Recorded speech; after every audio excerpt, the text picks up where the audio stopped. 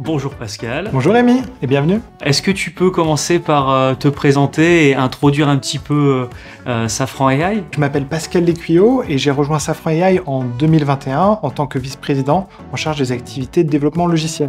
À l'époque, Safran AI s'appelait Preligence, c'est son ancien nom, et on vient tout récemment de rejoindre le groupe Safran depuis septembre 2024 et on est désormais une filiale de Safran Electronics and Defense. Est-ce que tu pourrais nous donner quelques précisions sur le contexte dans lequel vous travaillez pour l'entreprise? Oui, on offre des solutions d'intelligence artificielle qui servent à analyser des données qui peuvent provenir d'images satellites de haute résolution, des flux vidéo ou bien des signaux acoustiques.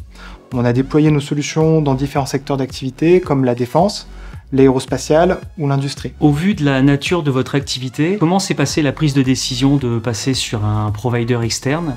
En tant qu'entreprise spécialisée en intelligence artificielle, les enjeux liés aux ressources de calcul et aux GPU sont vraiment clés pour nous.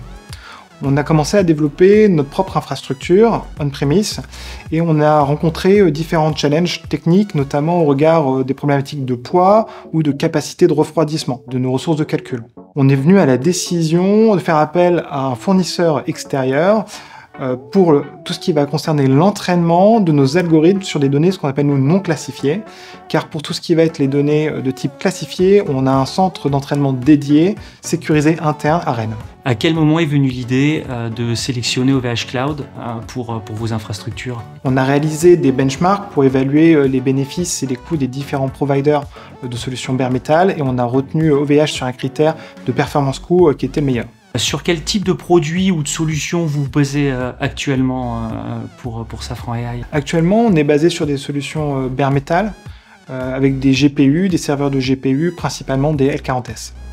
Ok, et au-dessus de ça, vous venez utiliser différents frameworks pour pouvoir développer et entraîner peut-être des modèles? Oui, il y a plusieurs frameworks et technologies qu'on exploite en complémentarité.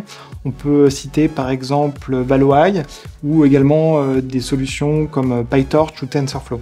Est-ce qu'il y a eu certaines contraintes à prendre en compte ou des défis technologiques à aborder? Oui, bien sûr, comme nos solutions doivent aller en production à un niveau industriel, parfois même aujourd'hui on a des solutions qui sont en production sur des sites militaires, on a un enjeu extrêmement fort d'industrialisation et de qualité de ce qu'on va venir produire.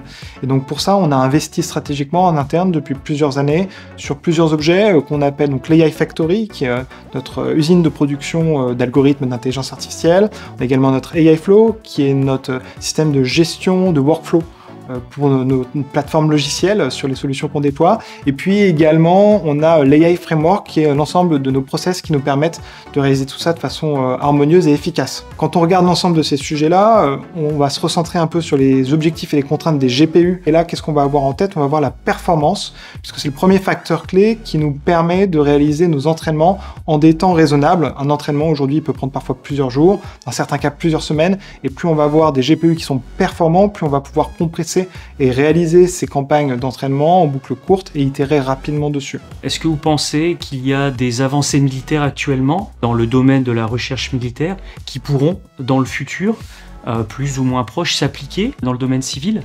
Oui, je crois qu'il va y avoir des révolutions à venir dans les 5 prochaines années, en particulier dans le secteur de la défense et dans le secteur aérospatial.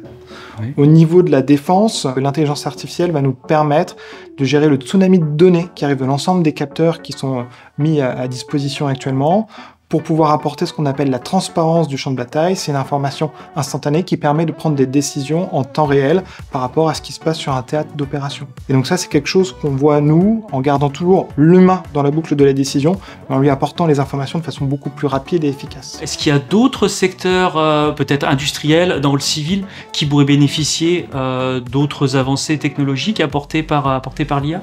Oui, en particulier dans le secteur aérospatial. Aujourd'hui, on est à l'aube d'une nouvelle ère dans le contrôle des pièces sur les lignes de production. On voit clairement que les technologies qu'on a développées d'intelligence artificielle permettent de servir dans des activités qu'on appelle le contrôle non destructif ou les inspections visuelles, d'assister les contrôleurs dans leurs activités pour atteindre un niveau de précision et une rapidité d'action beaucoup plus importante que ce qui n'était possible précédemment. Et ça nous permet d'avancer vers un monde plus sûr et plus soutenable pour l'aéronautique. Et ça permettra effectivement de raccourcir les cycles peut-être de recherche et développement jusqu'à la production. Merci pour ces informations. C'était un plaisir de pouvoir échanger avec toi autour de l'activité que vous pouvez avoir chez Safran AI. Et encore merci de l'accueil. Merci à toi, c'est un plaisir partagé.